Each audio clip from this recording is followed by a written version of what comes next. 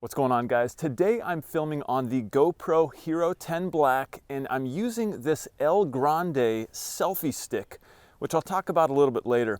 But today I want to talk about GoPro batteries.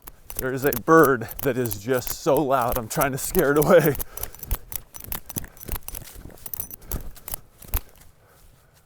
Well, I don't think that worked. I can still see it up there. Oh gosh. Okay, let's get back to filming. If we take a look at the back of my GoPro screen here, we can see that my battery is currently at 70%. Now, I haven't really filmed much, and the camera's probably been on for a total of about 10 minutes or so, and we're already down to 70%. You can see that isn't really that great. And while I have been making that work, just by plugging the camera in every so often after I'm done filming, it's not really the best scenario, because inevitably I'm gonna run into a situation where I've been filming a lot, I haven't had a chance to plug it in, I wanna film more, but the battery dies. And so that's exactly why I started doing some research into batteries for the GoPro.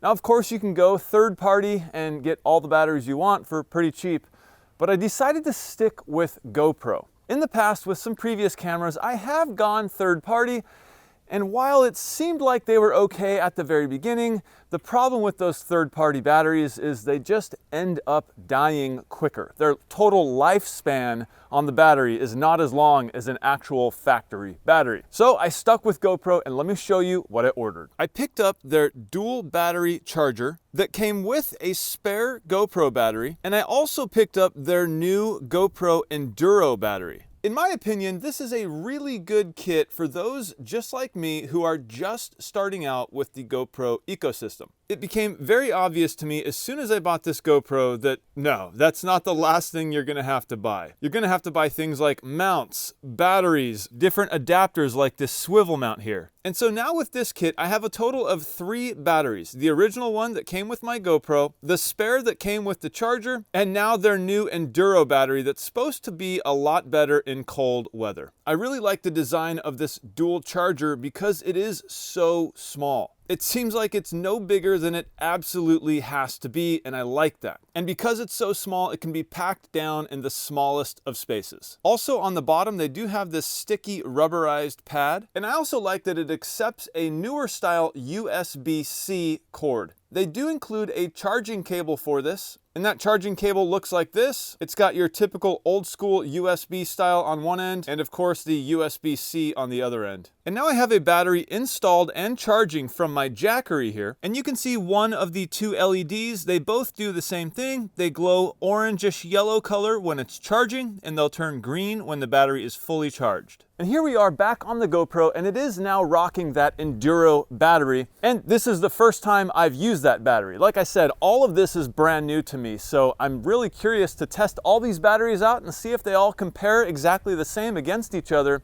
And like I was saying earlier, that Enduro battery is supposed to be better in cold weather, kind of like what I'm having here today in Tennessee. It's about 30 degrees outside. So I'd like to know if any of you guys have used these exact batteries. Maybe you have this same exact kit that I have. Let me know what your experience has been with all of them. Has that extra spare battery that came with that charger been just as good as the battery that came with your GoPro? And has that Enduro battery held up to its claims, being better in cold weather? Well, I guess that'll wrap it up for this video. This is, kind of a boring video. I know it's about batteries, the GoPro batteries, but I just thought I would give you a good example of what you could expect if you were to order the same kit that I just ordered. And I think it just started snowing. Oh yeah, and I told you I would talk about this El Grande selfie stick. Well, that running scene that you saw earlier, that was me holding this El Grande selfie stick, and so has every other scene so far on the GoPro. It's been on this El Grande selfie stick. And now here is that El Grande selfie stick. Right now I only have it extended about midway, but it's definitely nice in the hand. The base here is completely rubberized. It's pretty thick too, so you get a good grip on it. All right, now I'm filming without that El Grande selfie stick, and you can see my arm in the frame a little bit. And when you're holding any camera, even something as small as the GoPro,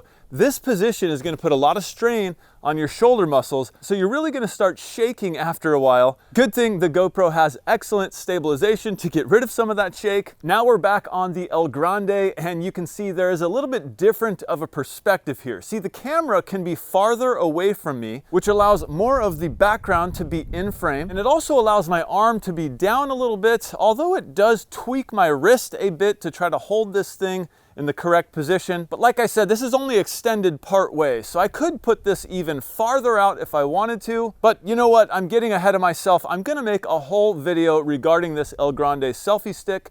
So if you want to see that, stay tuned to the channel here. And with that, I'll go ahead and wrap this up. I do hope you enjoyed this video, at least got something out of it. If you did, please don't forget to hit that thumbs up. And also, if you're not a subscriber, consider subscribing. I'm Jimmy for the General Expert channel here on YouTube, signing out.